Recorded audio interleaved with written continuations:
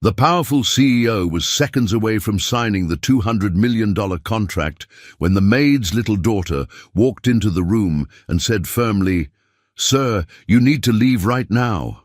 Everyone was shocked, but no one imagined that little girl had just saved his life. Just before we start, this community spans every continent. Drop your city's name if you feel comfortable sharing. The 43rd floor of Morrison Tower gleamed with afternoon sunlight that danced across floor-to-ceiling windows, casting long shadows over the imported Italian marble floors.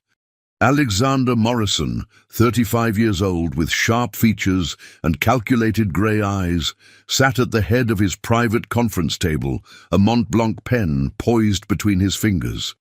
His custom-tailored navy suit, worth more than most people earned in 6 months, remained unwrinkled despite the 3-hour negotiation that had brought them to this pivotal moment. Across from him sat 3 Japanese investors, representatives of the Nakamura Corporation, ready to finalize a $200 million merger that would cement Alexander's position as the youngest self-made billionaire in the tech industry. Documents spread across the mahogany table told the story of 18 months of careful planning, countless overseas calls, and the kind of strategic maneuvering that had built Alexander's empire from a college startup to a multinational powerhouse in less than a decade. "Mr. Morrison," Hiroshi Nakamura spoke with measured precision, his English carrying only the faintest accent, "we are prepared to move forward. This partnership represents not just financial opportunity, but a union of vision and innovation." Dum. The elderly businessman, distinguished in his grey suit and wire-rimmed glasses, extended his hand toward the contract that would change everything. Alexander's assistant James, a thin man in his late 20s with perpetually nervous energy, stood by the sidebar, ready to pour celebratory champagne the moment signatures adorned the final page. The bottles, Dom Perignon 2008, waited in a silver ice bucket, condensation gathering on the glass like tiny diamonds promising future success. "Gentlemen," Alexander began, his voice carrying the confident timbre that had closed hundreds of deals before this one, "this merger represents more than numbers on a balance sheet. We're creating something revolutionary here, something that will—" The conference room door burst open with such force that it crashed against the wall, the sound echoing through the space like a gunshot.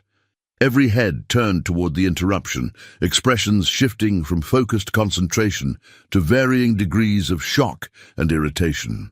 Standing in the doorway was a little girl, no more than 6 years old, her dark brown hair falling in natural waves past her shoulders, chocolate brown eyes wide and urgent, her small chest heaving with the effort of whatever journey had brought her to this moment. She wore a simple lavender dress with white flowers, the kind purchased from discount stores, a stark contrast to the luxury surrounding her. Her small hands clenched into determined fists at her sides. "Sir, you need to leave right now." "Me." The child's voice carried an authority that seemed impossible for someone so young, each word pronounced with careful clarity, as if she'd rehearsed this moment in her mind, but never expected to actually live it. Alexander's jaw tightened, his eyes narrowing as recognition flashed across his features. "Lily!" He spoke the name with a mixture of confusion and rising anger. "What are you doing here? Where is your mother?" The girl, Lily Martinez, daughter of Maria Martinez, who cleaned Alexander's penthouse 3 times a week, took 3 quick steps into the room, her small sneakers squeaking against the marble. "You have to go, please. Right now." "It's not safe." James moved quickly to intercept the child, his face flushed with embarrassment. "I'm so sorry, Mr. Morrison. I don't know how she got past security." "Don't touch me!" Lily's voice rose sharply, and she dodged James's outstretched hand with surprising agility. Her eyes never left Alexander's face, and in them burned something unsettling, a knowledge, a certainty that seemed far too mature for a first grader. Hiroshi Nakamura cleared his throat, his expression carefully neutral. though his fingers drummed once against the table surface, a telltale sign of impatience. "Mr. Morrison, perhaps we should take a brief recess while you address this situation." "That won't be necessary." Alexander's words came out clipped, professional despite the heat rising in his chest. He'd worked too hard, too long, to let this deal slip through his fingers because of a child's interruption. "James, please escort Lily back to—" "They're going to hurt you!" Lily's shout cut through the room like a knife. Tears now streamed down her cheeks, but her voice remained steady, insistent. "After you sign the papers, they're going to take you. I heard them talking. Please, you have to believe me." The room fell into uncomfortable silence. The two younger Japanese associates exchanged glances, their expressions unreadable. Hiroshi's face remained impassive, but something flickered in his eyes. Was it concern? Calculation?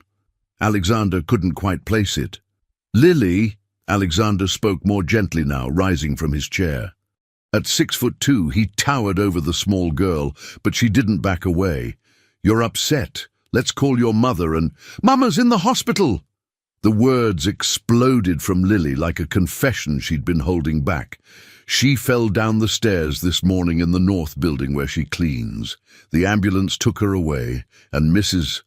Chen from apartment 3B was supposed to watch me, but I knew I had to come here and warn you because I heard them, Mr. Morrison, in the parking garage this morning, before Mama fell." Alexander felt his blood run cold. Maria hadn't shown up for her usual Wednesday cleaning, and he'd simply assumed she'd taken a personal day. She'd worked for him for 2 years, quiet and efficient, her daughter occasionally visible during summer months when school was out, and childcare arrangements fell through. The woman never caused trouble, never asked for anything beyond her modest wage. "What exactly did you hear, Lily?" This question came from Hiroshi, his tone sharp now, the veneer of patient negotiation cracking just slightly. The little girl's eyes darted to the Japanese businessman, and something in her expression shifted. A flash of recognition, perhaps, or fear. The men in the black car. They were speaking another language, but then they switched to English. They said once Mr. Morrison signs the papers today, they'll grab him in the parking garage. They have guns. They showed each other guns. Her small voice trembled now, the adult-like composure finally wavering under the weight of what she was describing. James laughed nervously, the sound brittle in the tense atmosphere. "Mr. Morrison, surely this is just a child's imagination. Perhaps she saw something on television, or—" "Shut up, James." Alexander's command was quiet, but absolute.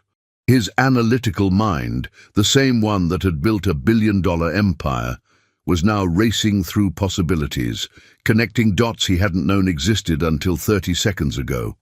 He studied the 3 men across from him with new eyes. Hiroshi's hand had moved, subtly, almost imperceptibly, toward his jacket pocket. The younger associate to his left, Kenji, had shifted his weight forward in his chair, coiled like a spring, and the third man, introduced earlier as Takeshi, had his gaze fixed not on Alexander or the child, but on the door behind her, as if calculating distances and exits.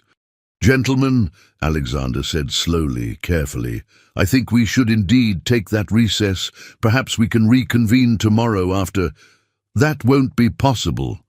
Hiroshi's voice had changed completely, the cordial businessman facade evaporating like morning fog.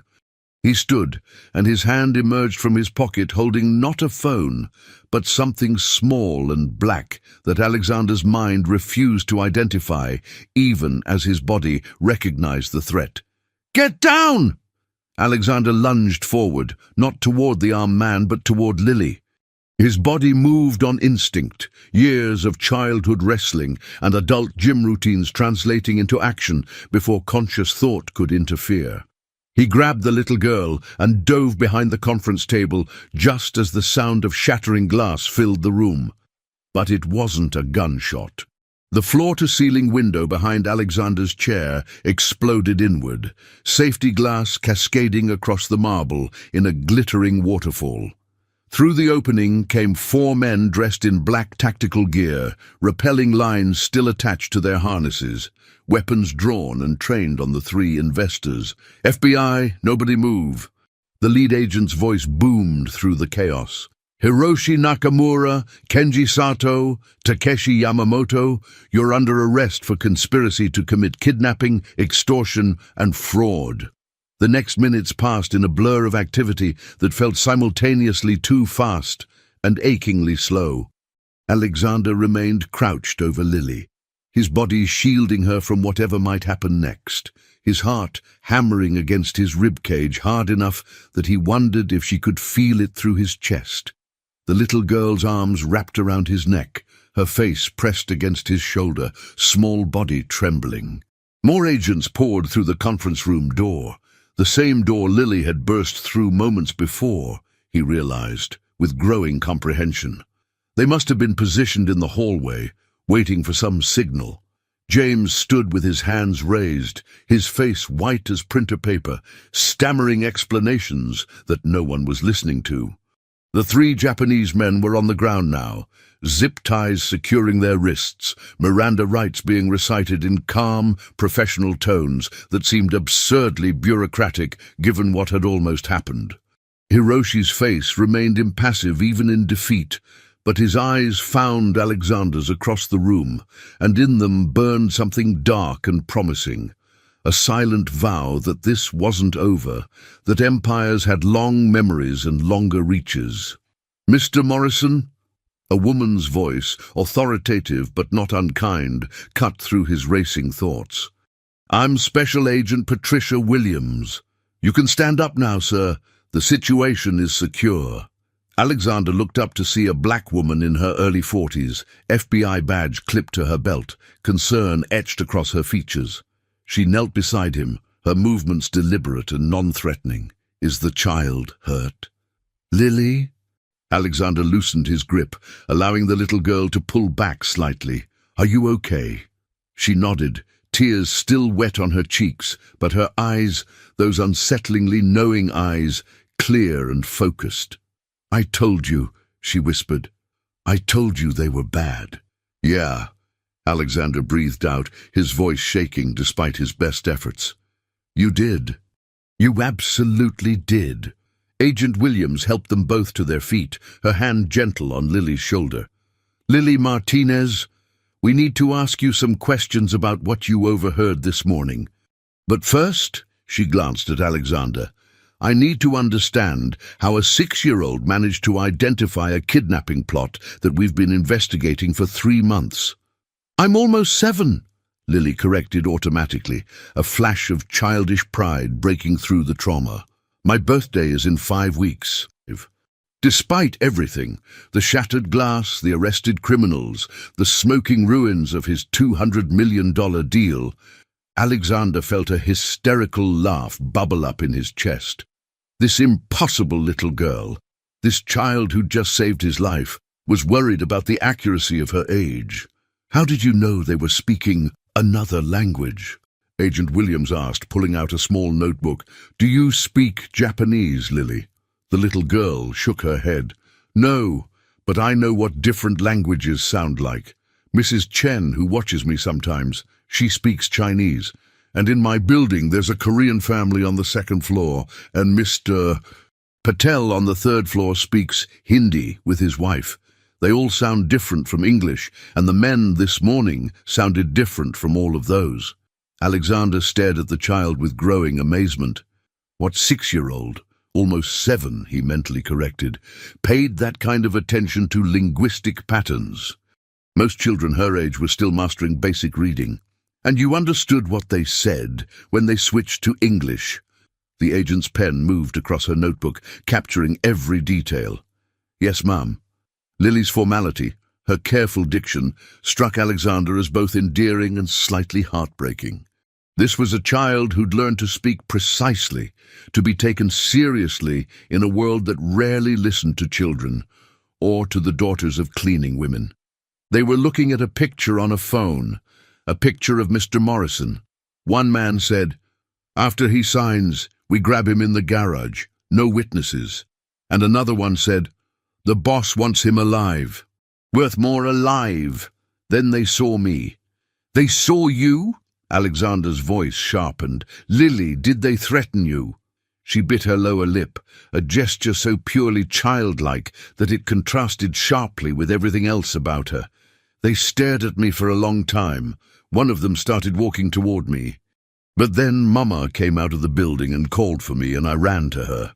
I don't think they wanted to do anything with people watching. Agent Williams and Alexander exchanged a look over Lily's head. If these men had identified the child as a potential witness. Your mother's fall, Alexander said carefully. Do you think it was really an accident? Lily's face crumpled, the adult composure finally shattering completely. I don't know. She was at the top of the stairs, and then she was falling, and there was so much blood, Mr. Morrison. Mrs. Chen called 911 and the ambulance came, and they said they had to take her to St. Michael's Hospital, and I wanted to go with her. But they said I couldn't, and Mrs. Chen was supposed to watch me, but I knew I had to come warn you, because what if they hurt you like they hurt Mama? Alexander knelt again, this time bringing himself to the child's eye level. Without thinking, without considering propriety or the dozen FBI agents now processing his conference room as a crime scene, he pulled Lily into a hug. She collapsed against him, small body racked with sobs, all the terror and stress of the morning finally breaking through. We're going to check on your mother, he promised, his hand gentle on her back. Right now. Agent Williams, can someone drive us to St. Michael's? I'll take you myself, the agent said, something softening in her professional demeanor. But Mr. Morrison, we're going to need full statements from both of you. This case, she glanced at the arrested men being led from the room. It's bigger than you realize. These aren't just kidnapping attempts. We believe they're connected to an international fraud operation that's been targeting high-net-worth tech executives across 3 continents. Alexander processed this information while Lily continued to cry against his shoulder, her tears soaking through his expensive suit jacket. Tomorrow he might care about the ruined deal, the betrayal, the implications for his company. Right now, all that mattered was the little girl in his arms and the woman lying in a hospital bed who'd raised a daughter brave enough and perceptive enough to save a stranger's life. There's something else. Lily's muffled voice came from against his chest. Something about Mama I need to tell you. She made me promise never to tell anyone, but I think maybe now I have to. Alexander pulled back slightly, studying her face. What is it, Lily? The little girl looked up at him, her chocolate brown eyes holding depths that no child should possess. Wisdom and fear and something else, something extraordinary that he couldn't quite name, but somehow recognized as fundamentally important. Mama didn't want anyone to know, Lily whispered. Her words meant only for him, despite the dozen people in the room. She was scared they'd think I was weird or take me away. But I can feel things, Mr. Morrison. I can feel when bad things are going to happen to people. Not always, and not perfectly, but sometimes I just know. And this morning, when I saw you in my head, I knew those men were going to hurt you, just like I knew something bad was going to happen to Mama on those stairs. But I couldn't stop it, because I was too far away. The words hung in the air between them, impossible and yet utterly believable when spoken by this child who'd just proven herself more aware, more capable than anyone could have predicted. Alexander's rational mind wanted to dismiss it as childish imagination, stress-induced fantasy, but the evidence spoke for itself. This little girl had saved his life. We'll figure it out, he said finally, meaning it even though he had no idea what it was, or how one figured out a child with impossible intuition. Together, we'll figure it all out. But first, let's go see your mother. As Agent Williams led them toward the elevator, Alexander looked back at his conference room, at the shattered window, the abandoned contract that would never be signed, the pieces of his carefully constructed day lying in ruins around him. 18 months of planning, destroyed in 18 minutes. And yet, walking beside this small, impossible child, whose hand had slipped trustingly into his, Alexander Morrison felt something he hadn't experienced in the decade since he'd built his fortune. A sense that he was exactly where he was supposed to be, doing exactly what mattered most, even if he couldn't yet see where this strange, terrifying, wonderful path would lead. Behind them, James continued to stammer explanations to patient FBI agents. Below them, 42 floors down, the city continued its Friday afternoon rhythm, oblivious to the drama that had unfolded in the tower's penthouse. And somewhere in a hospital across town, a woman lay injured, unaware that her greatest secret had just been revealed, and that the billionaire employer she'd worked for in quiet anonymity had just become the most unlikely guardian her extraordinary daughter could have found. The elevator doors closed on what remained of Alexander's old life, carrying him toward whatever waited in his new one. A new reality where intuition trumped logic, where a cleaning woman's daughter could possess gifts that defied explanation, and where a man who'd thought he had everything discovered that he'd actually had nothing that mattered, until a 6-year-old girl, almost 7, crashed into his world and changed absolutely everything. St. Michael's Hospital smelled of antiseptic and recycled air, the fluorescent lights casting a harsh glow over beige walls decorated with generic landscape paintings meant to soothe, but somehow achieving the opposite effect. Alexander strode through the emergency department entrance, with Lily's hand clasped firmly in his. Agent Williams trailing behind them after flashing her badge to expedite their entry past the standard visitor protocols. The woman at the reception desk, a tired-looking redhead in her 50s, with reading glasses hanging from a beaded chain, looked up from her computer screen as they approached. Her eyes widened slightly at the sight of Alexander, recognition flickering across her features. Even covered in dust from the shattered glass, his expensive suit and commanding presence marked him as someone important. "We're here to see Maria Martinez," Alexander said, his voice tight with urgency. "She was brought in this morning after a fall. This is her daughter." "Aye." The receptionist's expression softened as she looked down at Lily, whose face still bore tear tracks, and whose small hand gripped Alexander's with desperate strength. "Let me check." Her fingers flew across the keyboard, manicured nails clicking against the keys. "Maria Martinez, admitted at 9:47 this morning.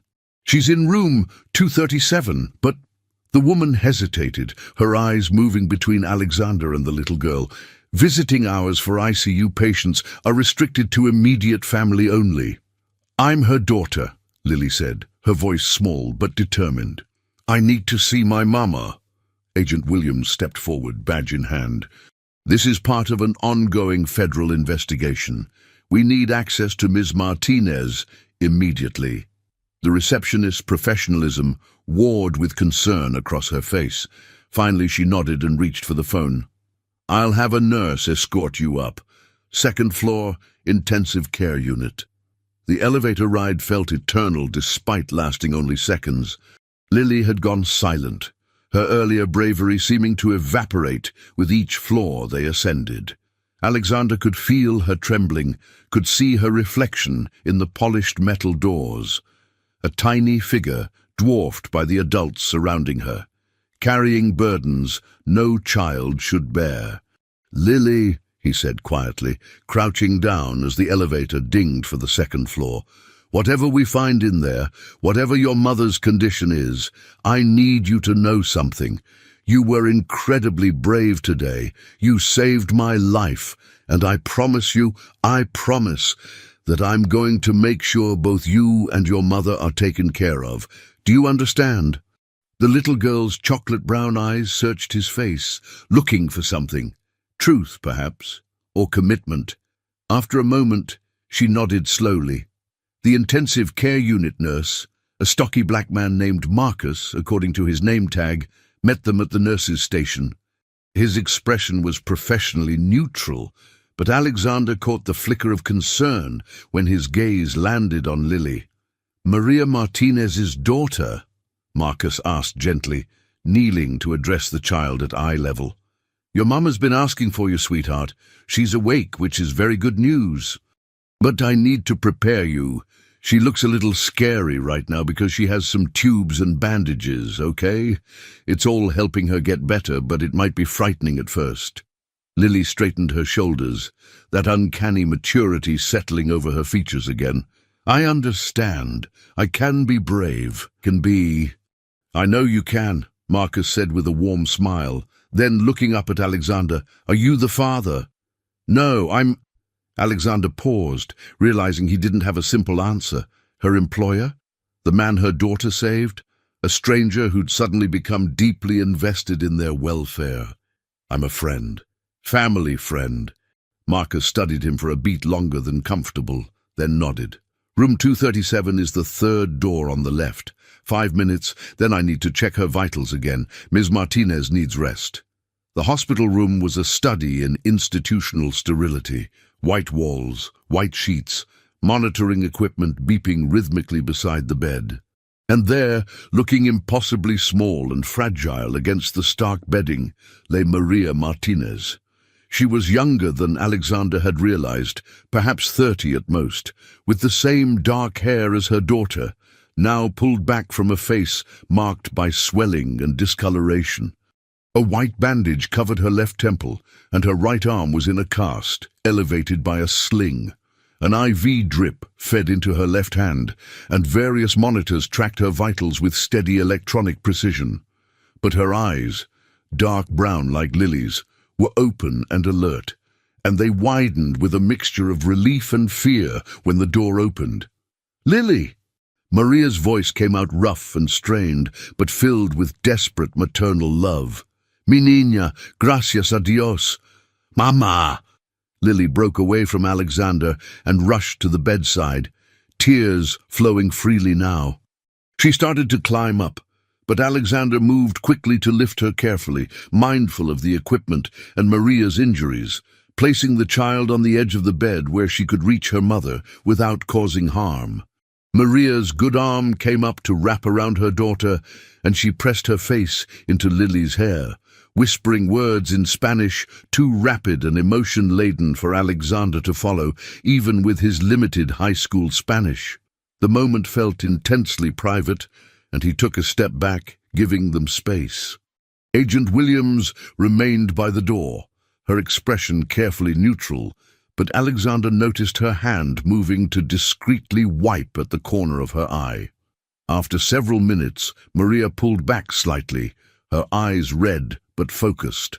She looked past her daughter to Alexander, and her expression shifted, confusion, then recognition, then something very much like panic. "Mr. Morrison, I don't understand. What are you doing here? Lily, why did you bring Mr. Morrison here?" Her accent thickened with stress, each word carefully formed, but weighted with concern. "Mrs. Martinez," Alexander began, moving closer to the bed. "Lily saved my life today. She came to my office and warned me about—" He glanced at the little girl, weighing how much to reveal.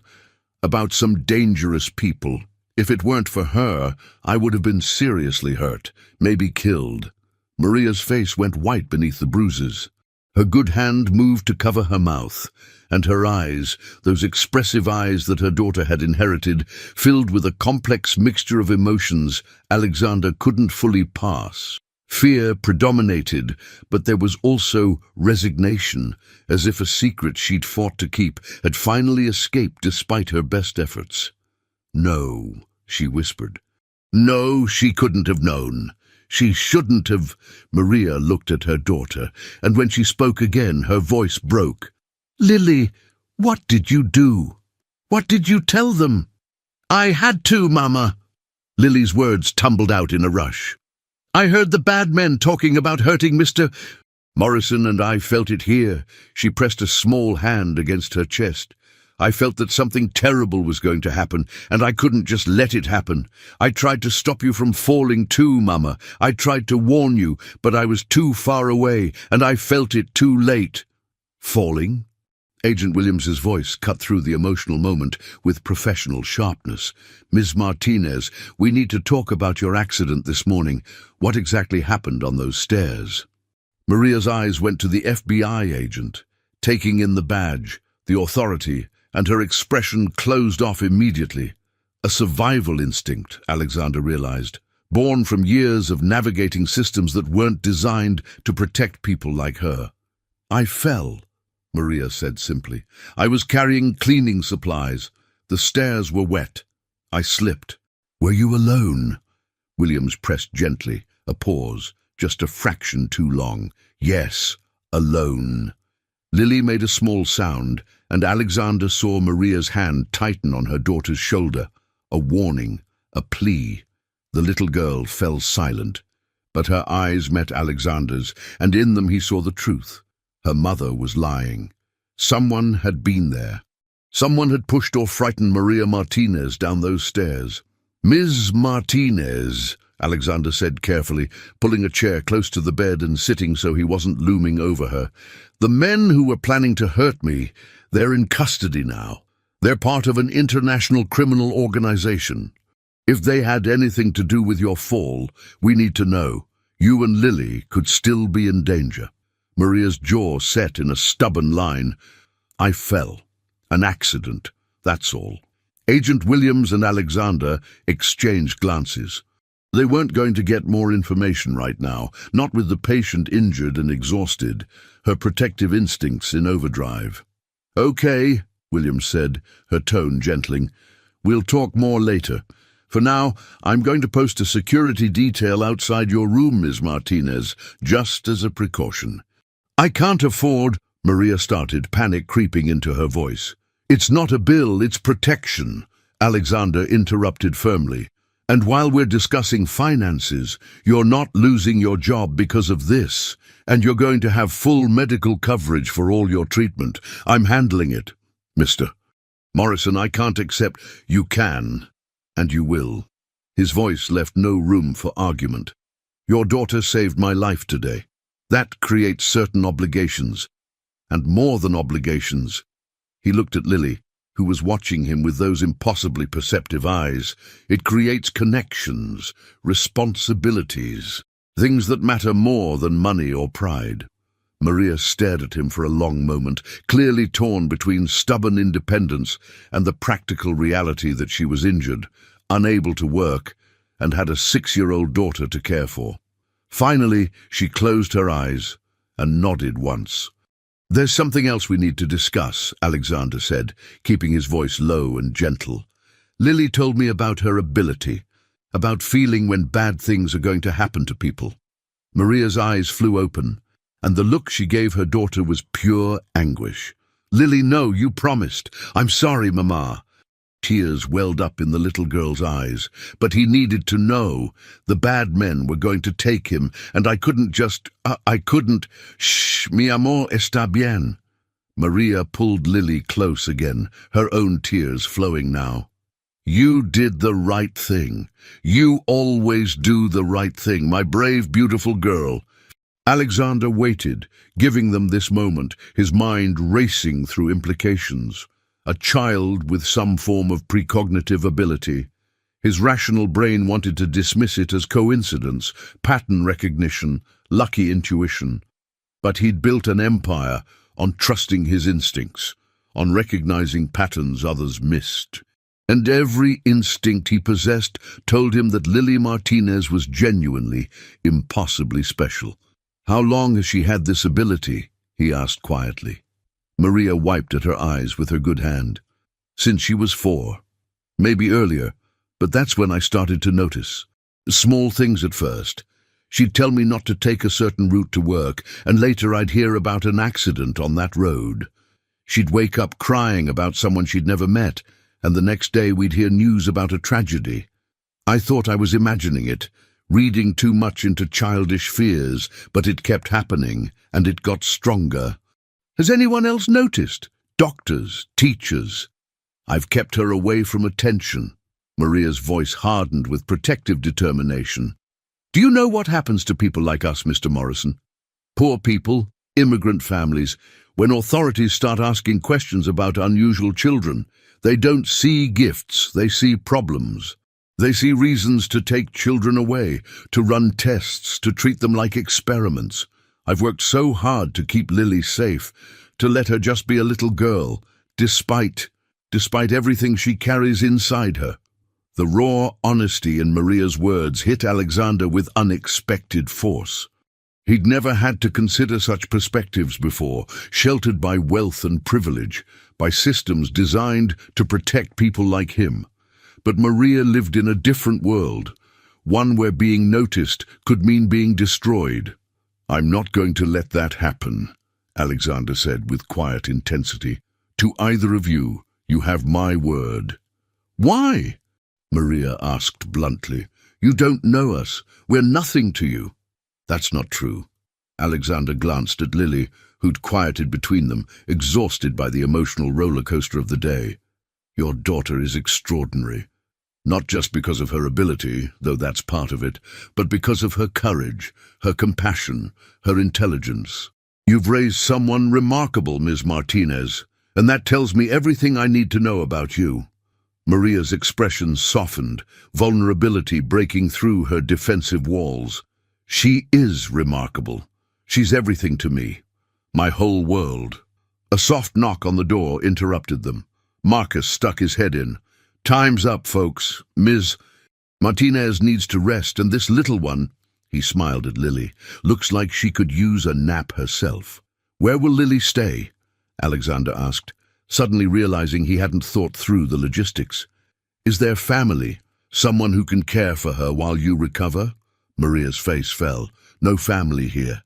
My parents are in Mexico, and we're not in contact anymore. There's Mrs. Chen in my building. She watches Lily sometimes, but she's elderly and—" "She'll stay with me," Alexander said, the decision forming even as he spoke the words. "I have plenty of room and—" "Absolutely not." Maria struggled to sit up, wincing with pain. "Mr. Morrison, you can't possibly— I can't let you." "Mama, please!" Lily's voice was small but desperate. "I don't want to go back to the apartment alone. And Mrs. Chen's grandson is visiting this week, remember? She said she couldn't watch me."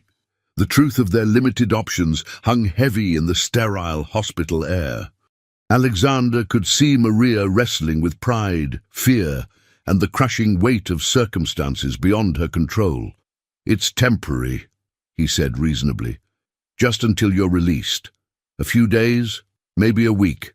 I have a guest suite with its own bedroom and bathroom. My housekeeper, well, I'll need to hire a new regular housekeeper, but I have someone who can come daily. Lily will be safe, comfortable, and we'll bring her to visit you every day. It's the practical solution." "And when people ask questions," Maria's voice dropped to barely a whisper, "when they wonder why a billionaire suddenly has a 6-year-old child in his home, let them wonder," Alexander said simply. "I don't owe the world an explanation for helping someone who saved my life." Agent Williams, who'd been silent during this exchange, finally spoke up.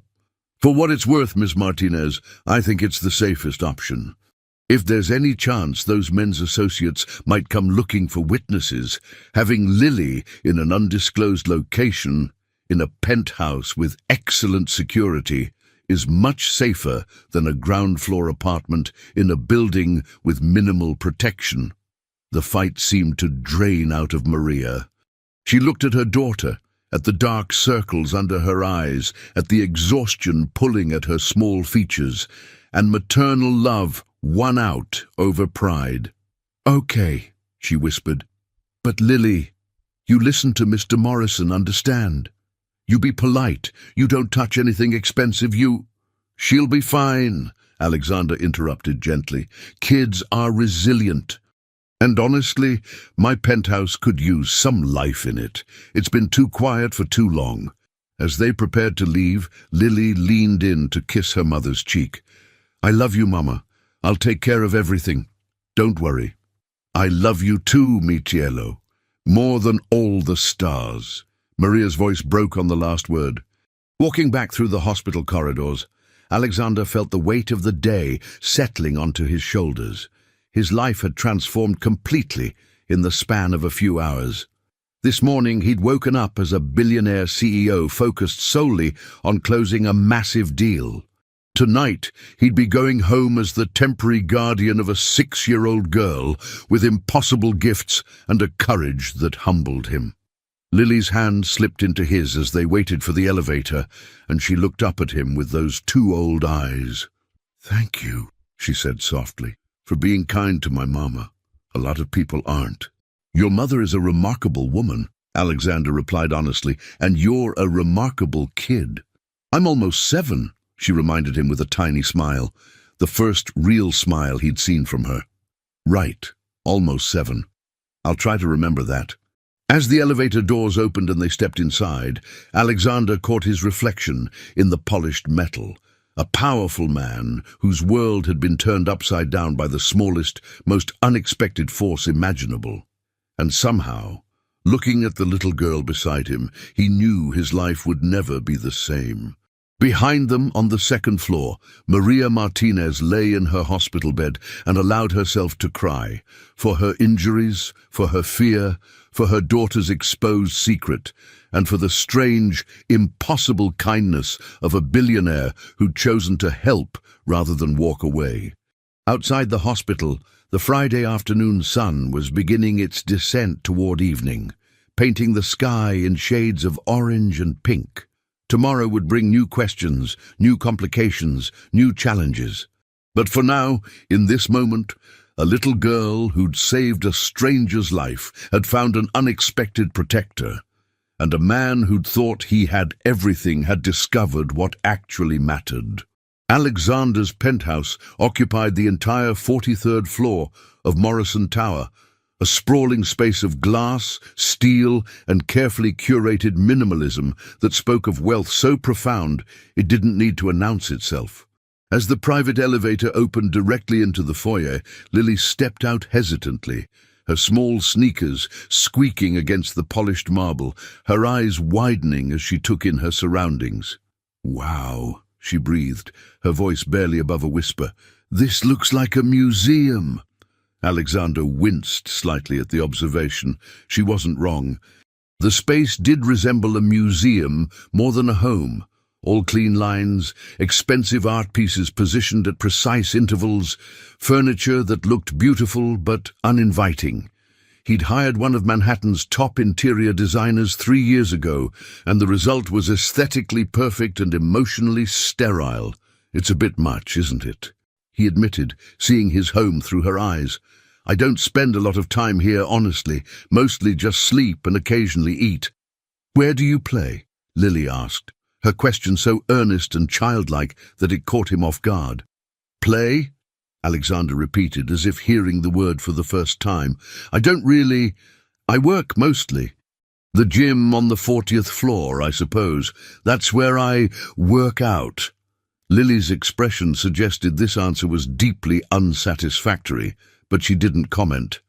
Instead, she walked slowly through the massive living room, careful not to touch anything, her gaze moving from the floor-to-ceiling windows overlooking the Manhattan skyline to the abstract sculptures that probably cost more than most people's houses. "Are you hungry?" Alexander asked, suddenly aware he had no idea how to care for a child. "It's past dinner time. Do you like food?" Lily turned to look at him, and a small smile played at the corners of her mouth, the expression of a child recognizing an adult who was completely out of his depth. "Yes, Mr. Morrison, I like food. Most kids do." "Right, of course." He pulled out his phone, scrolling through delivery apps. "What do you normally eat? Pizza? Chinese food?"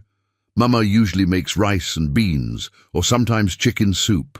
Lily moved to the windows, pressing her small hand against the glass as she looked down at the city lights beginning to twinkle in the gathering dusk. "But I like lots of things. I'm not picky." Alexander ordered from an upscale Italian restaurant that he knew had a children's menu. Pasta seemed like a safe choice.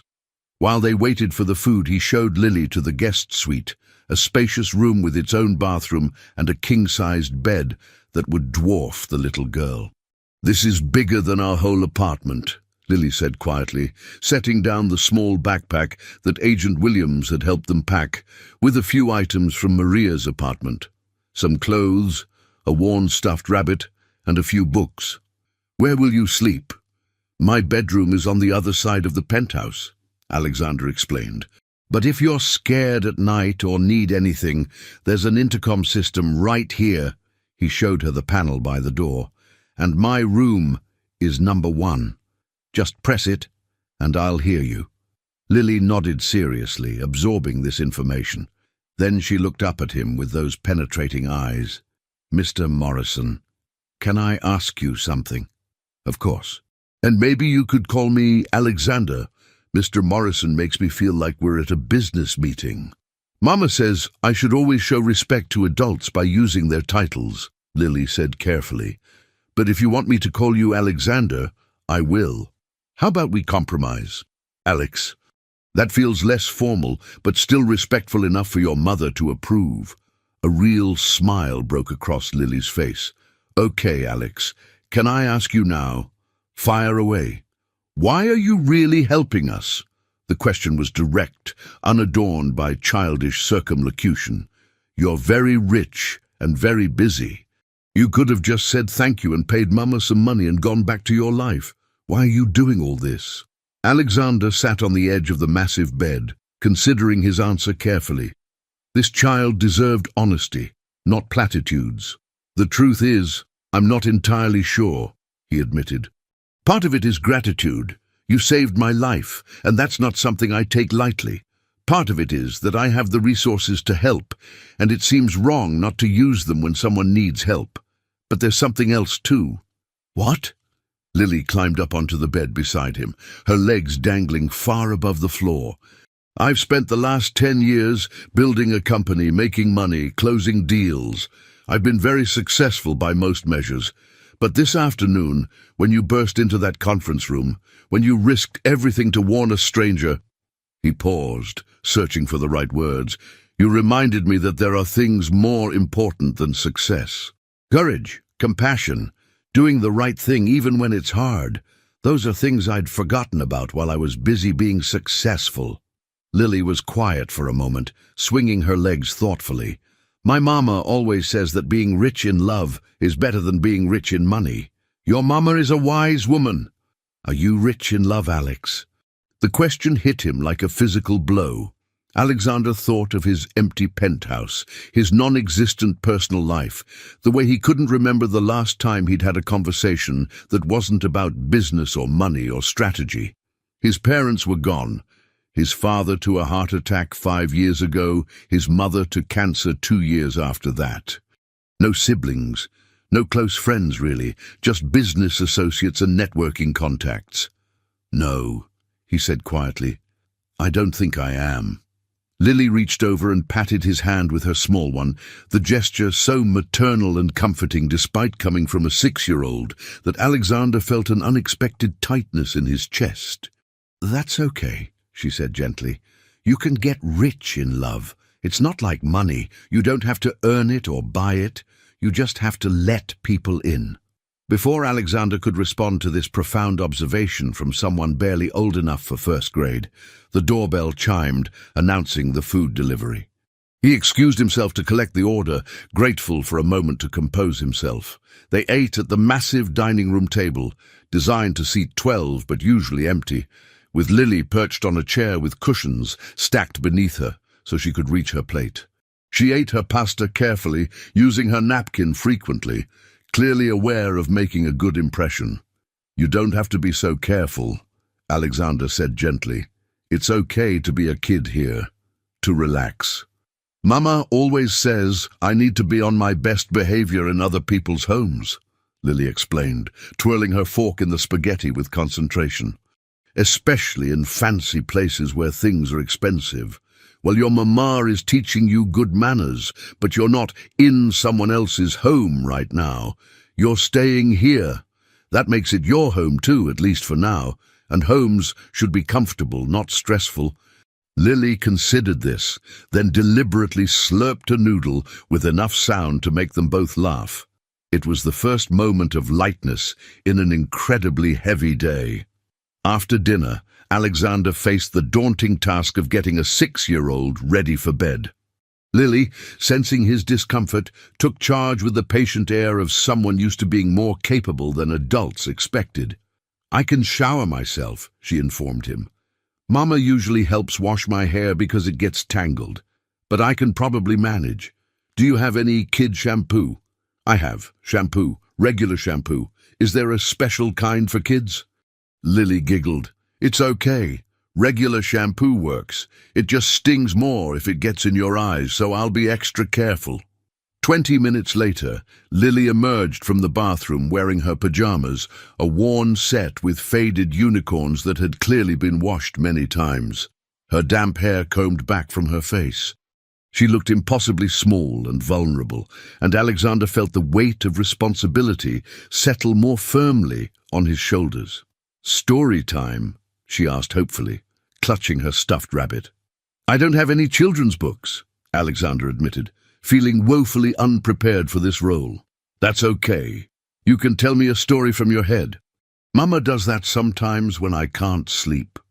They settled on the bed, Lily under the covers with her rabbit, Alexander sitting on top of them with his back against the headboard. He tried to remember stories from his own childhood, but nothing came. His parents had been busy, successful people who'd left most of his care to nannies. Bedtime stories weren't part of his memory bank. "I'm not very good at making up stories," he confessed. "Then tell me a true story," Lily suggested. "Tell me about when you were little."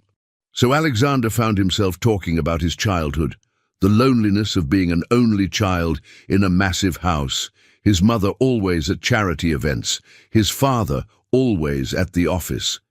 How he'd learned to entertain himself, to find comfort in building things, first with blocks and Legos, later with computers and code. How creating his first website at age 12 had felt like magic, like finally having something that was truly his. "Were you sad?" Lily asked softly. "Being alone all the time?" "Sometimes," Alexander admitted, surprised by his own honesty. "But I thought that was just how life was. I didn't know it could be different." "Mama and I are alone a lot too, but we're alone together," Lily said. "So it doesn't feel lonely. Does that make sense?" "It makes perfect sense." Alexander pulled the blanket up higher around her shoulders. "You're very lucky to have each other." "I know." Lily's eyes were starting to droop, exhaustion finally overtaking her. "Alex?" "Yes?" "Today was really scary. When I saw those men in my head, planning to hurt you, it felt like something heavy sitting on my chest. I get scared when the feelings come because I don't always know what they mean, or if I can stop the bad things from happening." Alexander's heart ached for this child, carrying such a burden. "What you did today was incredibly brave. You felt something scary, and instead of ignoring it, you acted. You saved a life. That's extraordinary, Lily." "But I couldn't save Mama from falling," she whispered, tears gathering in her eyes. "I felt something bad was going to happen to her, but I couldn't get there in time. What if my feelings don't work right? What if next time I can't help? Hey, look at me." Alexander waited until her teary eyes met his. "Your gift." Because that's what it is, a gift. It's not about being perfect. It's about doing what you can with what you know. You can't save everyone from everything. Nobody can. But you can try your best. And that's exactly what you did today. Your mother is alive. I'm alive. Because of you. "You really think it's a gift?" Lily asked, her voice small. "Not something weird or bad? I think it's amazing. And I think you're amazing for handling it so well." Lily was quiet for a long moment, her fingers stroking the worn ears of her stuffed rabbit. "Alex, will you stay until I fall asleep? Sometimes the feelings come in dreams, and they're scary." "Of course." Alexander settled more comfortably against the headboard. "I'm not going anywhere." He sat there as Lily's breathing gradually slowed and deepened, her small face relaxing into sleep. The city lights outside the window painted patterns across the ceiling, and Alexander found himself thinking about the extraordinary turn his life had taken.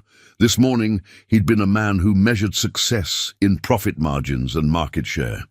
Tonight, he was sitting guard over a sleeping child who could somehow sense danger before it happened, whose mother might have been pushed downstairs by international criminals, whose entire existence challenged everything he thought he knew about the world.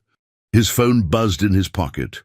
Probably James with questions about the collapsed deal, or his lawyers wanting to discuss the FBI investigation, or any number of urgent business matters that suddenly felt completely unimportant. He let it buzz. Whatever it was could wait. Right now, his only job was to keep this brave, impossible little girl safe, and to somehow figure out how to be the kind of person worthy of the trust she'd placed in him. As Lily's soft breathing filled the room, Alexander made a silent promise. He would protect her, support her mother's recovery, and ensure that whatever happened next, these two remarkable people would never again face the world's cruelties alone. Outside, Manhattan hummed with its endless energy, millions of people pursuing their own stories, their own struggles, completely unaware that on the 43rd floor of Morrison Tower, a billionaire and a 6-year-old girl with impossible gifts had just begun rewriting the definition of family.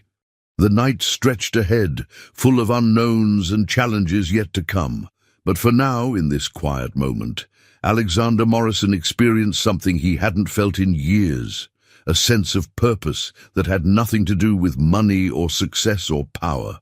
He felt like he mattered, not because of what he owned or what he'd built, but because a little girl with chocolate brown eyes had chosen to trust him, and that, he was beginning to realize, was worth more than any $200 million deal could ever be. Alexander woke to sunlight streaming through windows he'd forgotten to close and the smell of something burning. For a disoriented moment, he couldn't place where he was. Then memory flooded back. He'd fallen asleep in the guest room, still sitting against the headboard, his neck now protesting the awkward angle with sharp complaints. Lily was gone from the bed, the covers thrown back, her stuffed rabbit abandoned on the pillow.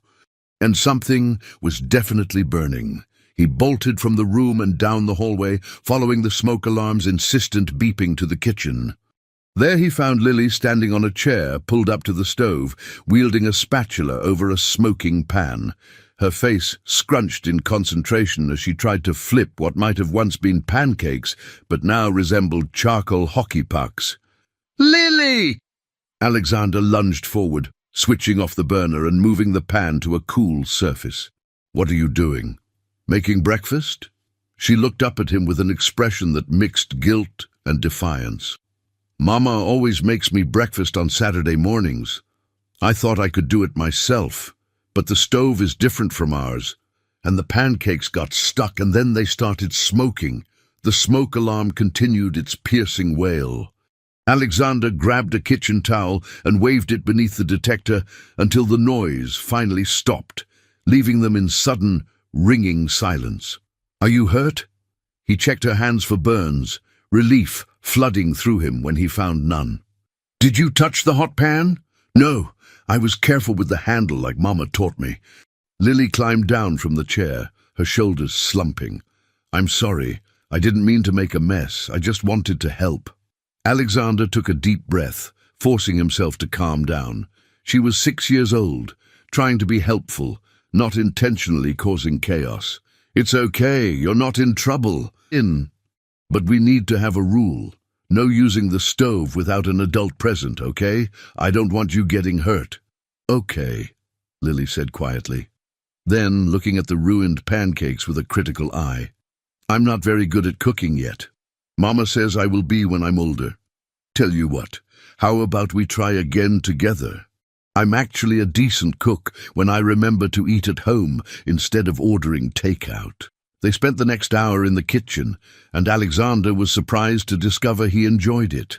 Lily was an eager assistant, carefully measuring ingredients and stirring the batter with focused determination. This time, the pancakes turned out golden and fluffy, and they ate them at the kitchen island, a much cozier setting than the formal dining room from the night before. "These are really good," Lily said through a mouthful, syrup on her chin. "You weren't lying about being a decent cook." "Thank you.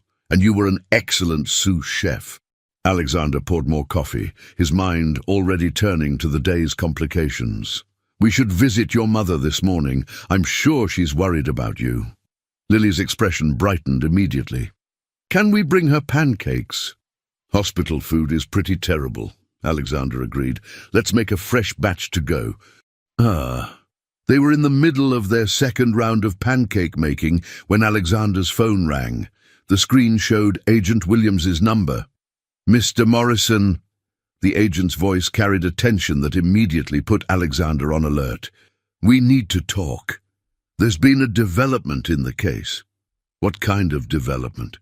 Alexander glanced at Lily, who was carefully pouring batter onto the griddle, and moved toward the living room for privacy. The 3 men we arrested yesterday, Nakamura and his associates, they're not who they claim to be. Their real names are Viktor Kozlov, Dmitry Petrov, and Alexei Volkov. They're part of a Russian organized crime syndicate that's been running an elaborate long-con operation targeting wealthy tech executives. Alexander's blood ran cold. How many others? At least 6 that we know of, across 3 countries. The scheme is sophisticated. They research their targets extensively, identify vulnerabilities, and then approach with seemingly legitimate business deals. Once the contract is signed, they kidnap the executive and ransom them back to their companies for amounts far exceeding the original deal value. And Maria Martinez? Her fall? There was a pause on the other end of the line. We pulled security footage from the building where Ms. Martinez works. It's grainy, but we can make out 2 figures following her up the stairs. There was a confrontation. One of them pushed her. Alexander's hand tightened on the phone. Do you have identifications? We're working on it. But Mr. Morrison, there's something else. We interviewed some of Ms. Martinez's neighbors last night. According to them, a black SUV has been parked on their street for the past week. The same SUV that was spotted near the parking garage where Lily overheard the conversation about you. They were watching Maria's apartment, watching Lily. The implications crashed over Alexander like a wave. They knew she'd overheard them. It appears that way, which means Lily is still in danger. These people don't leave loose ends. The fact that she can identify them, that she testified to what she heard. She's 6 years old. Alexander's voice rose, despite his efforts to stay calm. Across the room, he saw Lily's head turn toward him, her expression worried. I know, which is why I'm calling. We're working on a protective detail for both Ms. Martinez at the hospital and for you and Lily at your residence. But Mr. Morrison, I need to be honest with you. These people are professionals. They have resources. Until we've dismantled their entire operation, everyone connected to this case is at risk. After ending the call, Alexander stood at the window, looking out over the Manhattan skyline as his mind worked through options and scenarios. Behind him, he heard the soft pad of small feet. Is everything okay? Lily's voice was hesitant. You look worried. Alexander turned to face her, this brave little girl who'd already been through so much. She deserved honesty, but how much truth could a 6-year-old handle? The people from yesterday, the bad men, they're more dangerous than we thought, he said carefully. Agent Williams is arranging for protection to keep us safe. But I need you to be very careful and stay close to me when we go out, okay? Lily's face went pale, and she wrapped her arms around herself. They want to hurt me because I heard them, don't they? I won't let anyone hurt you. Alexander knelt down to her eye level, placing his hands gently on her shoulders. I promise you, Lily, whatever it takes, I will keep you safe. But what about Mama? Is she safe in the hospital? Agent Williams is putting guards on her room too. Your mother is going to be fine. Lily's eyes searched his face, and he could see her processing the information, her mind working faster than most adults he knew. You can't promise we'll be completely safe. Nobody can promise that. Bad things happen even when people try to stop them. Her matter-of-fact acceptance of danger broke something inside Alexander. This child shouldn't have to be this aware. this realistic about the world's cruelties. You're right, he admitted. I can't promise nothing bad will ever happen, but I can promise that I'll do everything in my power to protect you. That I won't leave you to face this alone. That counts for something, doesn't it? Lily was quiet for a long moment, then nodded slowly. It counts for a lot. She stepped forward and hugged him, her small arms wrapping around his waist, her head pressed against his chest. Thank you for not lying to me. Adults usually do. Alexander returned the embrace, feeling the fragility of her small frame, the trust she was placing in him, despite having known him less than 24 hours. I'll always tell you the truth, Lily, even when it's scary. They stood that way for several minutes, an unlikely pair, bound together by circumstances neither had chosen, but both were now committed to navigating. Finally, Lily pulled back and looked up at him with determination settling over her features.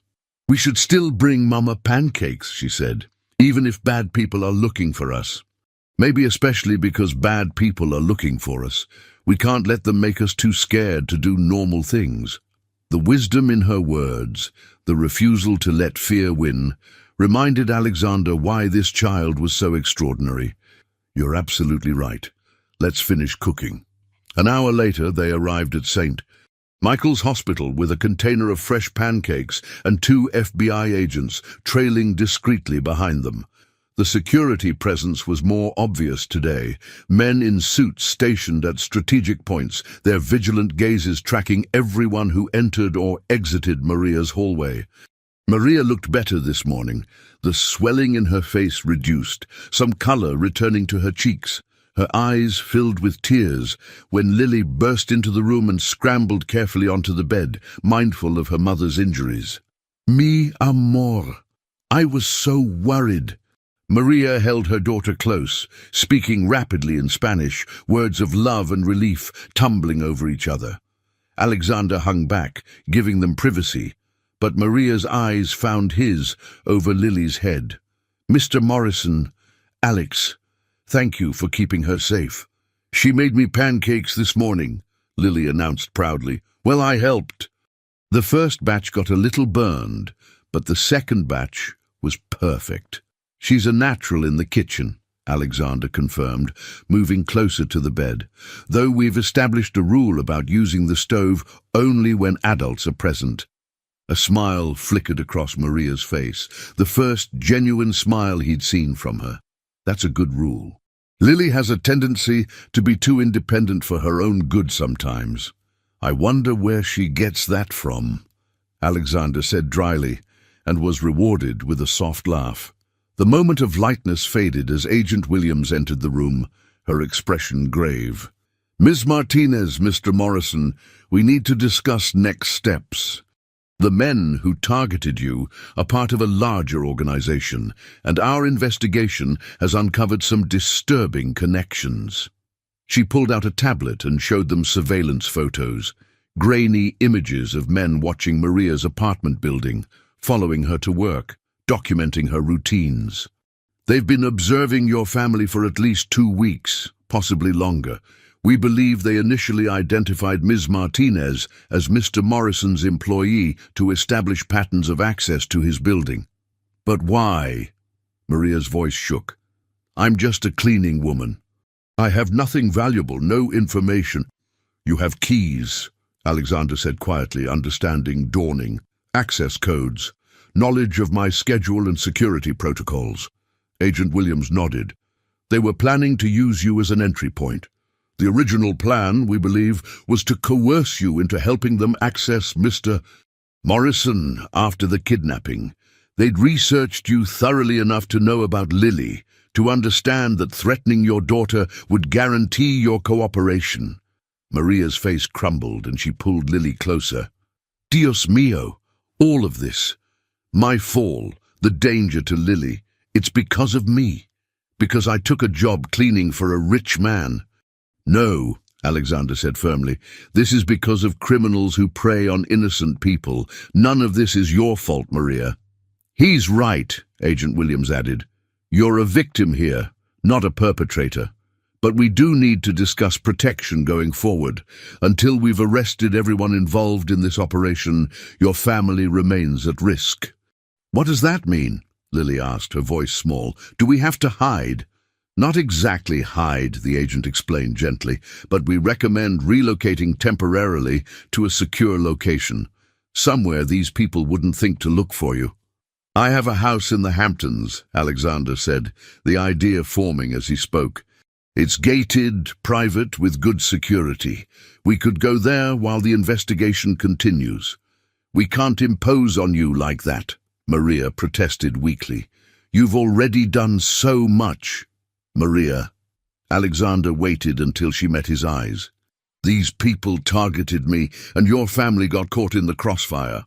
If anything, I'm the one who brought danger to your door. Let me help fix this. Let me keep you both safe until the FBI finishes their work." "But my job, my apartment, your job is waiting for you when you're ready. Your apartment will be looked after. Right now, the only thing that matters is keeping you and Lily alive." The stark reality of those words hung in the hospital room like a weight. Maria looked at her daughter, at the fear and courage warring in those chocolate-brown eyes, and Alexander could see the moment she made her decision. "Okay," Maria whispered. "We'll go to your house, but only until it's safe. And I want to pay rent, contribute somehow." "We'll figure out the details later," Alexander said, relief washing through him. "For now, let's focus on getting you healthy enough to be discharged." "One more thing," Agent Williams interjected. "We need to discuss Lily's ability." The room went silent. Maria's hand tightened protectively on her daughter's shoulder. "What about it?" Alexander's tone carried a warning. "The FBI has consultants, psychologists, researchers who specialize in unusual cognitive phenomena. Given that Lily's perception potentially saved your life and could be valuable in preventing future crimes, we'd like permission to conduct some non-invasive assessments." "Absolutely not." Maria's voice was sharp, definitive. "I won't let you turn my daughter into a laboratory experiment. Ms. Martinez, I understand your concern, but no. My answer is no. Lily is a child, not a tool for law enforcement." Agent Williams looked to Alexander, perhaps hoping he'd advocate for the FBI's position. Instead, he moved to stand beside Maria's bed, a united front. "You heard her answer," he said quietly. "Lily has already done more than anyone could ask. She saved my life and testified to what she heard. That's where her involvement ends. She's not a resource to be studied or utilized." The agent's jaw tightened, but she nodded curtly. "Understood. Though I should note that in the future, if more situations arise where her abilities could prevent harm, then we'll evaluate those situations as they come, as a family," Alexander interrupted, surprised by his own words. As a family. When had he started thinking of them that way? From the slight widening of Maria's eyes, she'd caught it too. But she didn't correct him, and Lily smiled, a small, secret smile that suggested she'd known it before he had. After Agent Williams left to coordinate security arrangements, the three of them sat together in the hospital room, processing everything that had changed in less than 24 hours. Outside, New York City continued its relentless pace, but inside this small space, time seemed suspended. "Alex?" Lily's voice broke the silence. "When we go to your house in the Hamptons, can I learn to swim? I've never been to the ocean." The innocence of the question, a child's ability to find wonder even in the midst of chaos, made Alexander's chest tight. "Yes," he promised. "When we get there, I'll teach you to swim." And in that moment, looking at this remarkable little girl and her fierce, protective mother, Alexander Morrison realized that his life had been irrevocably changed. Not by a business deal or a financial conquest, but by something far more profound, the unexpected discovery of people worth protecting, worth changing for, worth building a life around. The path ahead was uncertain and dangerous, but for the first time in years, Alexander felt like he was moving towards something that mattered. towards something that felt like home.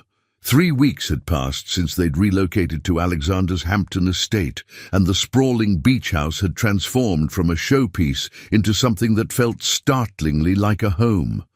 Maria had been discharged from the hospital after 10 days, her arm still in a cast, but her spirit recovering alongside her body. The October air carried the crisp promise of autumn, and the private beach stretched before them like a sanctuary from the chaos they'd left behind in Manhattan. Alexander stood on the deck, watching Lily chase waves at the shoreline, her laughter carrying on the salt-tinged breeze. She'd learned to swim in the estate's heated pool, and now spent every possible moment near the water, her earlier promise to teach her fulfilled and exceeded. Maria sat in a chair beside him, her casted arm resting on a pillow, a book forgotten in her lap as she watched her daughter with the vigilance that never quite left her eyes. "She's happy here," Maria said softly, not looking away from Lily. "I haven't seen her this carefree in years, maybe ever." "What about you?" Alexander asked. "Are you happy here?" Maria finally turned to look at him, her dark eyes searching his face with an intensity that made him uncomfortable and seen all at once. "I don't know if happy is the right word. Grateful, certainly. Safe, for the first time in a long time, but also confused." "About what?" "About all of this." She gestured at the estate, at the luxury surrounding them. "About why a man like you is doing so much for people like us. About what happens when this temporary arrangement ends and we have to go back to our real lives." Before Alexander could respond, his phone buzzed with a call from Agent Williams. He'd been expecting this. She'd promised updates as the investigation progressed, and it had been 4 days since their last conversation. "I need to take this," he said apologetically, stepping inside the house. "Mr. Morrison," Agent Williams's voice carried satisfaction. "We've made significant progress. We've arrested 12 additional members of the organization, including their operational head, a man named Sergei Volkov. He's been running this scheme for 7 years across 4 continents." "That's excellent news." Alexander felt tension he hadn't realized he'd been carrying begin to ease. Does this mean the threat is over? There was a pause that sent warning bells through his mind. Mostly, but there's a complication. During interrogation, Volkov revealed something unexpected about Maria Martinez. Alexander's grip tightened on the phone. "What about her?" "Her full name is Maria Elena Martinez Volkov. Sergei Volkov is her ex-husband." The world seemed to tilt sideways. "What?" "They were married 8 years ago in Moscow when Maria was 22. The marriage lasted less than a year. She fled Russia when she discovered the true nature of his business operations and the danger she was in. She's been in hiding ever since, working under her maiden name, trying to stay off his radar. And Lily is his biological daughter. Though according to our investigation, Volkov never knew Maria was pregnant when she left. He's been searching for her all these years, but not because of the child, because she witnessed certain transactions that could implicate him in larger crimes. When his operation identified you as a target and discovered Maria worked for you, he saw an opportunity. 2 birds with 1 stone, kidnap you for ransom, and finally locate his ex-wife. Alexander's mind raced through implications. Does he know about Lily's abilities? We don't believe so. And Mr. Morrison, there's more. Maria didn't just witness criminal transactions. She took something when she fled. Evidence, financial records, communications, proof of crimes that go far beyond the kidnapping operation. She's been holding on to it all these years as insurance, in case he ever found her. Where is this evidence? That's the question we need Maria to answer, because that evidence could take down not just Volkov's organization, but several others he's connected to. It could prevent countless future crimes. But it would require Maria to testify, to go public, to become a target, Alexander finished grimly. Yes, which is why I'm calling you instead of just showing up. You've become important to this family, and I thought you should know what we're asking before we present it to Maria." Undivided after ending the call, Alexander stood in the silent house, processing information that reframed everything. Maria hadn't been a random victim caught in criminal crossfire. She'd been running from her past for years, protecting not just herself, but a daughter whose very existence was a secret from a dangerous man. He found Maria still on the deck, though now she was standing at the railing, her posture tense. She'd seen something in his expression when he returned, he realized. "You know," she said simply, not a question. "The FBI told me about Volkov, about your marriage." Alexander moved to stand beside her. "Why didn't you tell me?" "Because the less you knew, the safer you were." Maria's voice was steady but quiet. "I've spent 6 years building a life where no one asked questions, where Lily and I could just exist in peace. I changed our names, moved across the world, took jobs that kept me invisible. And then you walked into my life, or rather I walked into yours, and everything I'd worked to protect began unraveling. You think this is your fault, Maria? These people targeted me independently. If anything, I brought danger to you." "No." She turned to face him, tears streaming down her cheeks now. "Don't you see? When Lily saved you, when she used her gift so publicly, she became visible, not just to the FBI, but to anyone paying attention. And if Sergei discovers he has a daughter with abilities he could exploit," her voice broke, "he'll never stop hunting for her." The fear in her eyes was primal, maternal, absolute. Alexander understood then the weight she'd been carrying alone for so long. "Agent Williams says you have evidence," he said carefully. "Records that could put Volkov away permanently." Maria's face went pale. "She wants me to give it up, to testify. It could end this, protect you and Lily permanently. Or it could paint an even bigger target on our backs." Maria's voice rose, then fell as she glanced toward the beach where Lily still played. "You don't understand what these people are capable of, Alexander. Testifying means going into witness protection, means Lily grows up in hiding, means we never stop looking over our shoulders." "And running hasn't stopped that either," Alexander said gently. "Maria, you've been looking over your shoulder for 6 years. How much longer can you keep that up? How long before the stress breaks you, or before Lily's abilities manifest in a way that draws attention you can't control? I don't know." The admission seemed torn from her. "I don't have good answers, Alexander. I just have a daughter I'd die to protect and a past that won't let me go." They stood in silence, the sound of waves and Lily's distant laughter filling the space between them. Finally, Alexander spoke, his words careful but certain. "Whatever you decide, we'll face it together.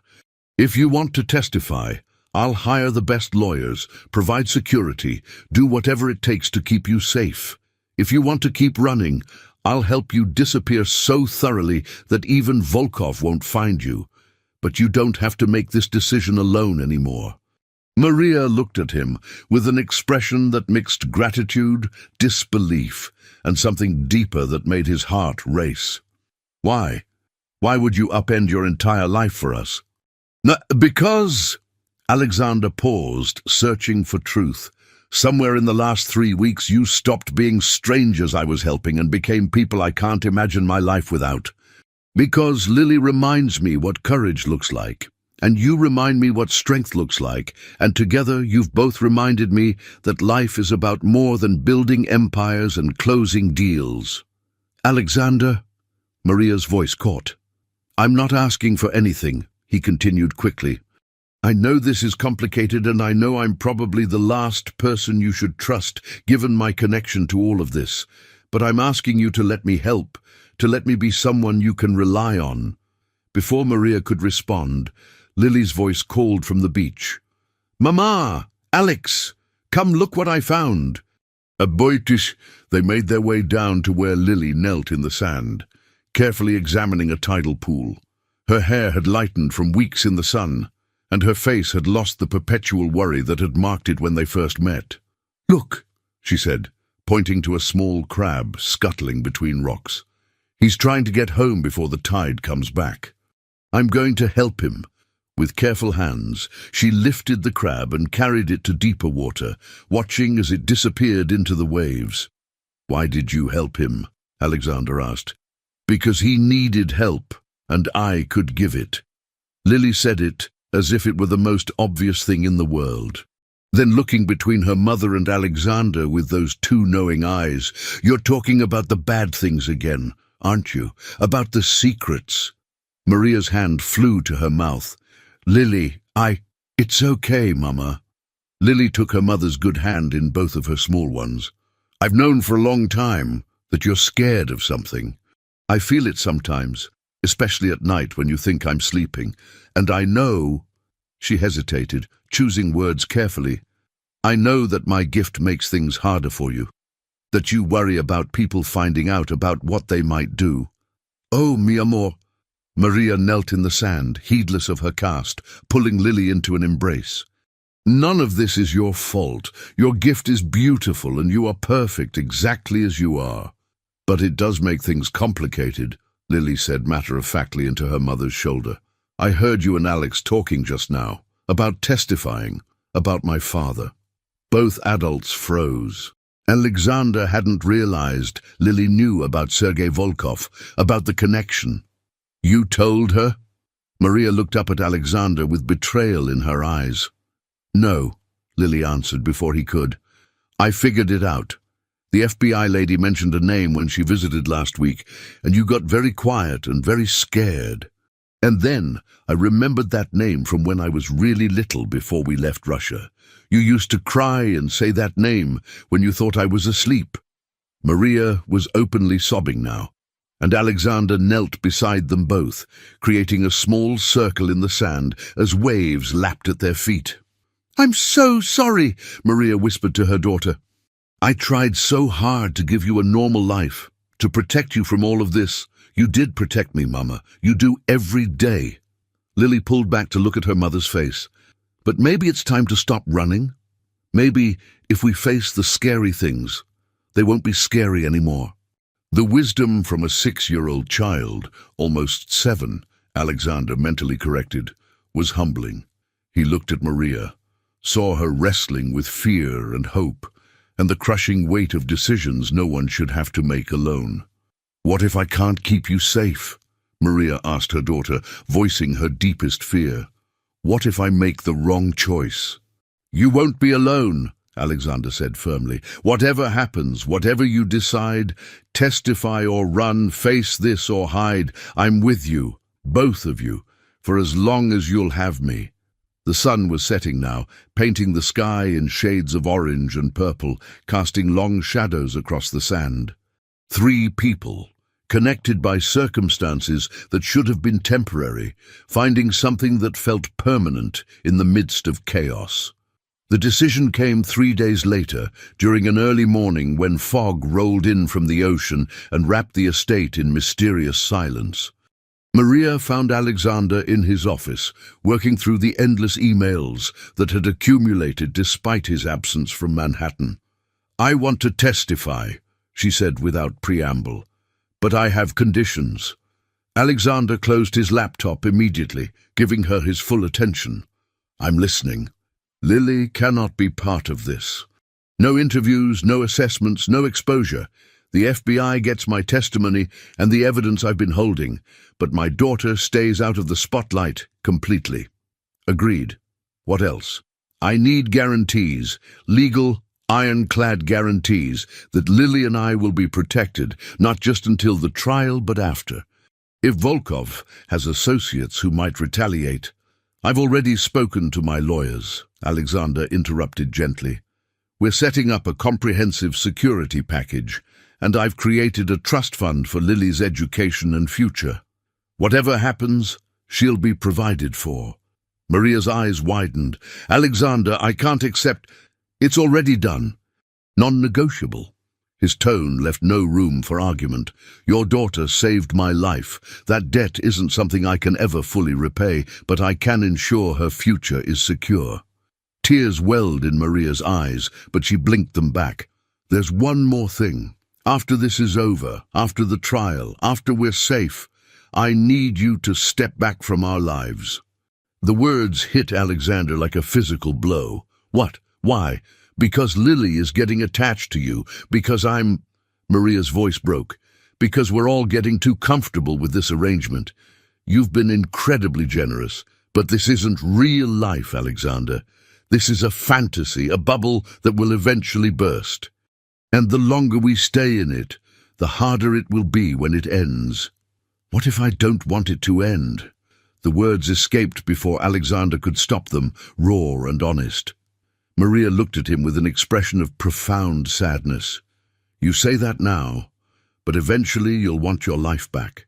Your company, your business deals, your world. You don't belong in our life, Alexander, and we don't belong in yours. Better to acknowledge that now than to let us believe in something that can't last." "You're wrong." Alexander moved closer, his voice intense. "I've spent the last 3 weeks with you and Lily, and I've been happier, more fulfilled than I've been in years. Maybe ever. This isn't about obligation anymore, Maria. This is about—" He paused, searching for the right words. "This is about finding something real in a life that's been empty for too long." "You barely know us," Maria protested, but her voice lacked conviction. "I know that Lily is the bravest person I've ever met. I know that you've sacrificed everything to protect her, that you've been fighting alone for years when you should have had help. I know that having you both here has made this house feel like a home for the first time since I bought it. That's not nothing, Maria. That's everything." The fog pressed against the windows, cocooning them in privacy. Maria stood frozen, warring emotions playing across her face, hope fighting with fear, desire battling with practicality. "I'm scared," she whispered finally. "Scared to trust this, to believe that someone like you could really want a life with people like us. Scared that if I let myself hope, it will hurt even worse when reality sets in." "Then let me prove it." Alexander reached for her hand carefully, giving her every chance to pull away. She didn't. "Let me be there through the trial, through whatever comes after. Let me show you that this isn't temporary, that I'm not going anywhere. And if it changes things? If the stress of the trial, or the reality of my past, or Lily's abilities, if any of it becomes too much, then we'll handle it together. Maria, I'm not promising perfection. I'm promising commitment. There's a difference." Before Maria could respond, Lily's voice called from upstairs. "Mama, Alex, where are you?" They found her in the hallway, still in her pajamas, her face scrunched with concentration. "Something's wrong. I feel it. Something bad is about to happen." Alexander and Maria exchanged alarmed glances. Lily's abilities had been quiet during their time at the estate, no warnings or premonitions disturbing their peace. "What do you feel, mi amor?" Maria asked, kneeling beside her daughter. "Can you tell us more?" "Someone's coming, someone angry and dangerous. They're close. I think they're at the gate." Lily's small body trembled. "It's him, Mama. The scary feeling is the same as the one I get when I remember Russia. When I remember being little and hiding while you and that man fought." Maria's face went white. "Volkov. He found us." Alexander was already pulling out his phone, dialing Agent Williams. "How?" "The estate is under FBI surveillance." The sound of breaking glass from the ground floor cut off his words.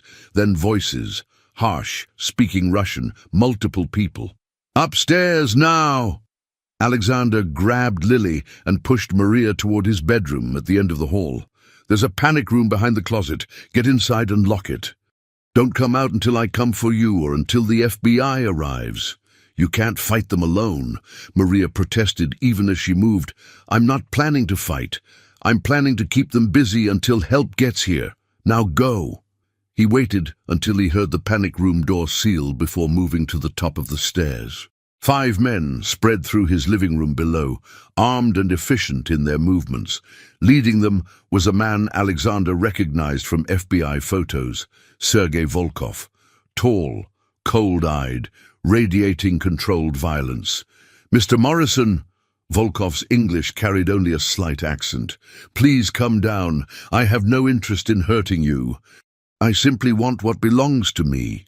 "Nothing here belongs to you," Alexander called back, his phone hidden in his palm as he texted rapid updates to Agent Williams. "My wife and daughter would disagree." Volkov moved to the base of the stairs, his weapon held casually but competently. "I've spent 6 years searching for Maria. Imagine my surprise when I discovered she'd been hiding right under my nose, cleaning the home of my intended target. Fate has a sense of irony, doesn't it? She's not your wife anymore, and Lily has never been yours." Lily. Volkov tested the name, and something flickered in his cold expression. A Western name. Maria always did try to erase where she came from, who she belonged to. But blood doesn't lie, Mr. Morrison. That child is mine, and I will take her. Over my dead body. Volkov smiled, and it was the most chilling expression Alexander had ever seen. "That can be arranged, but why die for strangers? Step aside, let me take what's mine, and you walk away from this. Continue your comfortable life. Isn't that simpler?" "They're not strangers." Alexander moved to the top of the stairs, positioning himself where Volkov couldn't get past without going through him. "They're my family, and I don't abandon family. How touching, how American." Volkov's tone dripped with contempt. "You wealthy men, you think money and sentiment can solve everything. But some things are beyond your understanding, beyond your control. You're right about one thing. I don't understand you." Alexander's voice hardened.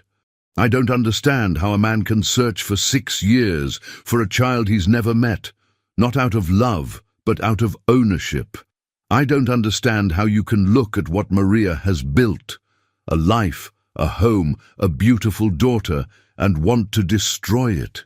That kind of cruelty is beyond my comprehension." "Maria took something from me," Volkov said coldly. "Evidence that could destroy everything I've built.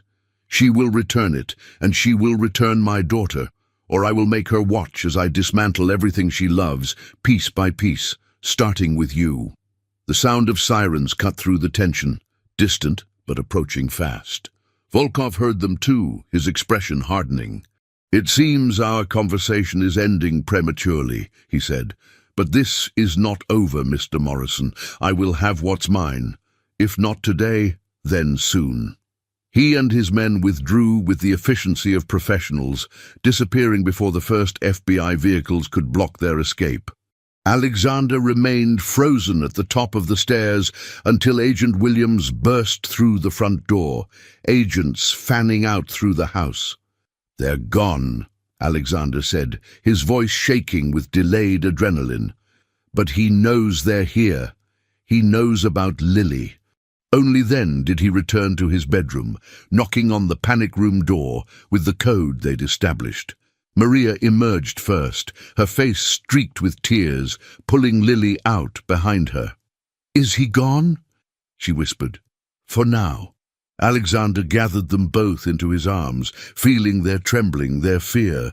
"But Williams, we need a new plan." "He's not going to stop." In the hours that followed, the estate transformed into a command center. FBI agents processed the scene, collected evidence, coordinated with local law enforcement. And in Alexander's office, a grim-faced Agent Williams laid out their options. "We can move you again," she said. "Different location, higher security." Or she looked directly at Maria. "We can accelerate the timeline, move up the trial, get Volkov in custody before he can make another attempt." "How fast can you do that?" Alexander asked. "With the evidence Maria provides and her testimony, we could have him arrested within 48 hours. But it means going public, means Maria stepping into the spotlight as the key witness who can bring down his organization." "Do it," Maria said, her voice steady despite her pale face. "No more hiding, no more running. Let's end this." The next 2 days passed in a blur of legal proceedings, evidence transfers, and coordinated law enforcement action across multiple jurisdictions.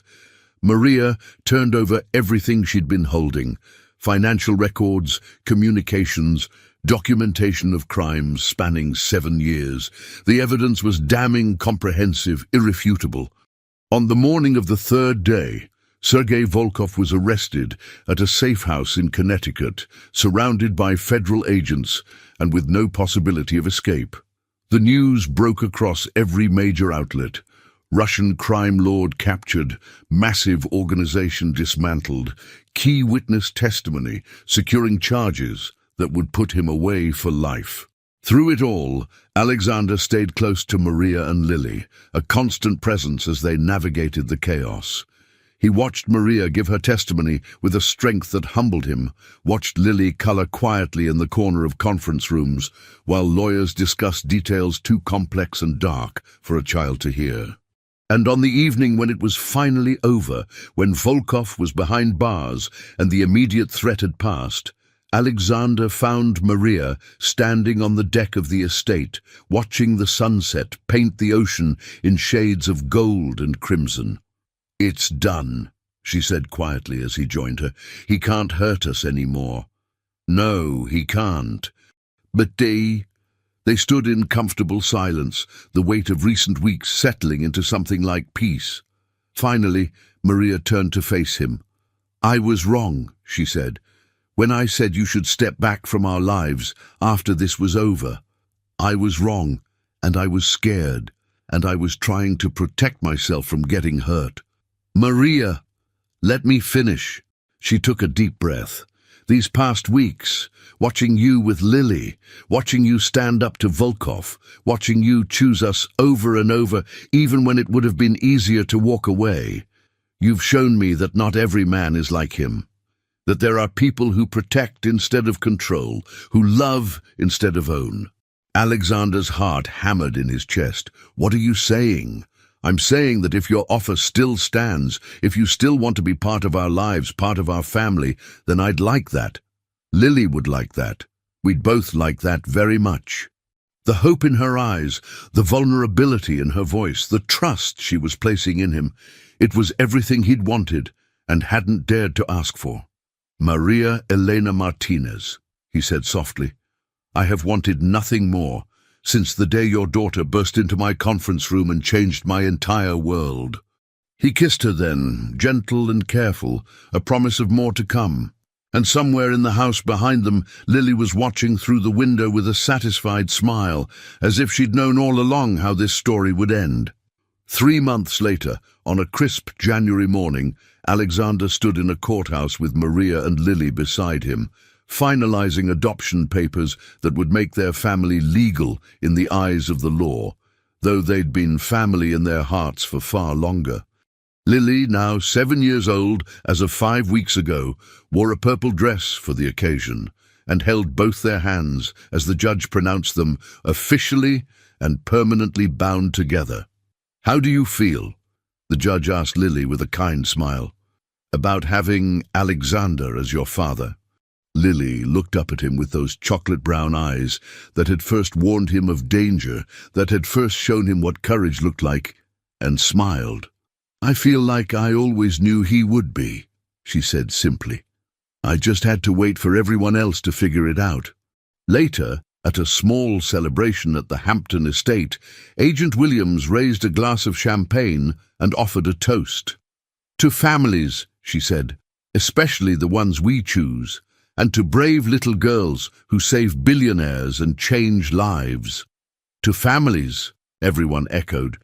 Alexander looked around the room at Maria, radiant and relaxed in a way he'd never seen in their early days, at Lily, playing with the new puppy they'd gotten her for her birthday, at the handful of friends and colleagues who'd become part of their extended family. His phone buzzed with a message from his office, a new deal pending, a meeting requested, the business world calling him back. He glanced at it, then put the phone away without responding. Some things could wait. Some things would always wait. Because this moment, this family, this life they'd built together from chaos and fear and impossible circumstances, this was what mattered.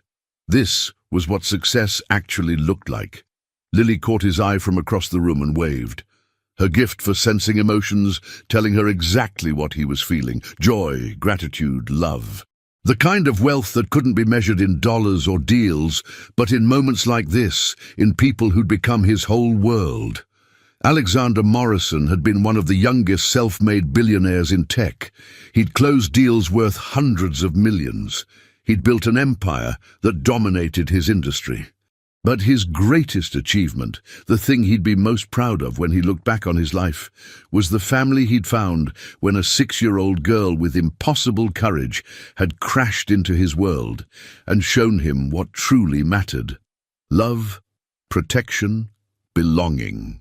Everything else was just noise. The end.